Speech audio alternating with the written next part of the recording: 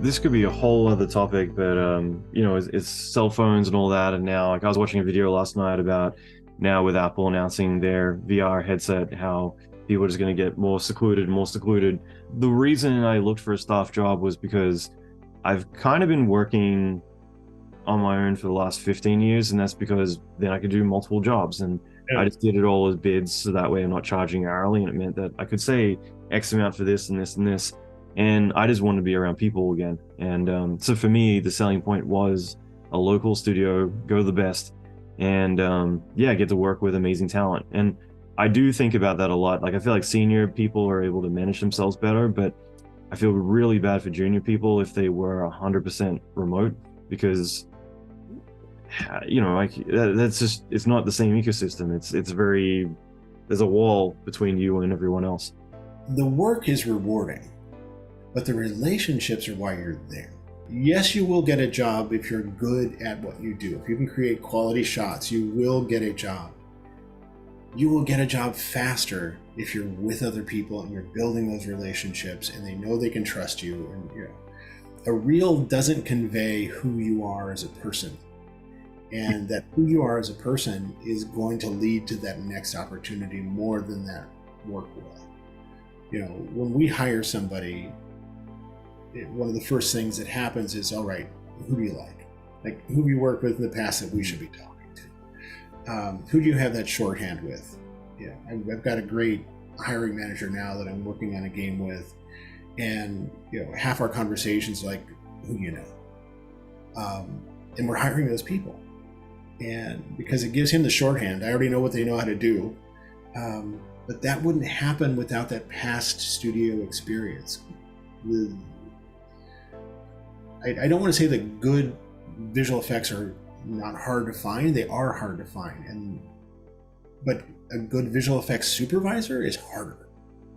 Someone who understands. We were talking about Jay earlier. They just kind of get it.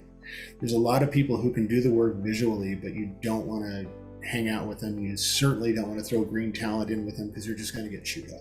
Yeah, personalize everything. Like, there's people I know that are enormously talented, but their attitude sucks, and I just straight up don't want to work with them, because you want to be around people who, if you go to work late hours, you're going to be enjoying those times versus I got a buddy at Nike, like, we're just reminiscing about this, like, you remember like 4 a.m. On Superman back in 2006, and that's just it. Not like, oh, this person's so angry and talking shit all the time. Like, yeah. I will take the second best person hands down every time. Yeah, it's hard to withhold a no hassle hiring policy, because assholes have great camouflage, and one can sneak in under the radar, and you won't find it until the pressure gets turned on, until the shot work gets hot, and then all those bad habits they picked up from whoever are going to show through. Yeah. But if we can keep them out, if we can just keep, talented, good people in the industry, that's fine. But I think there was a time where our industry kind of embraced the asshole. They kind of thought that was what you had to be. You had to be this opinionated, horrible human being to get the shot work done. And I think we could probably name between us 20 people who kind of fall into that category. Yeah, probably the same 20 people. And and they probably have Academy Awards, and they have all of that, and people still will work for them. But those people who are working with them now may not have worked with them in the past. They're basing everything on their resume rather than who they are. And that's something all of us, emerging talent or not, have to kind of be aware of, is that our reputations are going to precede and follow us. And this is a very small community of people. Totally.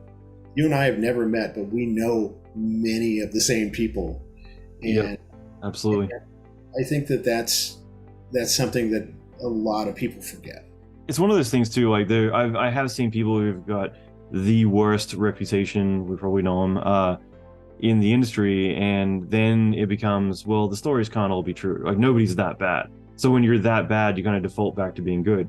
But I have seen that exact person apply for a job with a password protected reel, and then one of my friends emails everyone he knows and is just like, hey, does anyone know this guy? And it's just like, no, but that's my shot. That's my work, or and suddenly that person is just blacklisted, not just with that one person, but the whole email chain is now fully aware of that person. So it's a very tiny industry.